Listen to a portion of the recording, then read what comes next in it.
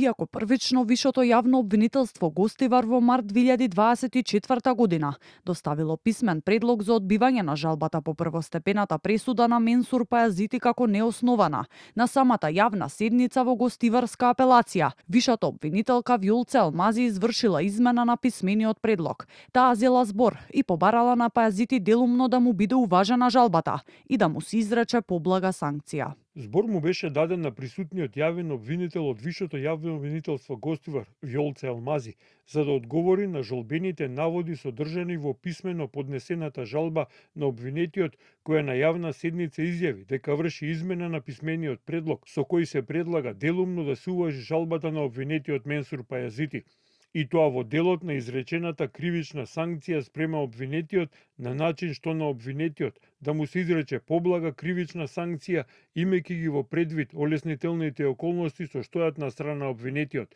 а кои околности не биле во доволна мера ценети од страна на првостепениот суд. По ова еден месец подоцна, во април 2024, апелациските судии Шефајет Хајдари, Даут Рустеми и Емине Мурати ја преиначуваат пресудата на Тетовскиот основен суд и казната на Пајазити од 3,5 ја намалуваат на 2 години затвор, што сега според судскиот совет ќе се покаже како клучно да не може да добие поголема казна, ниту во повтореното судење за прегазувањето на 22 годишната Теодора. Но од јавното обвинителство не гледаат ништо спорно во постапувањето на Алмази. Велат дека тоа е пракса и во други случаи, но на крајот конечната одлука е на судиите. Јавната обвинителка дала свој предлог во однос на попрецизно одмерување на казната, имајќи ја предвид пред се околноста дека обвинетиот непосредно пред завршување на првостепената поставка признал вина, како и претходната пракса во слични предмети.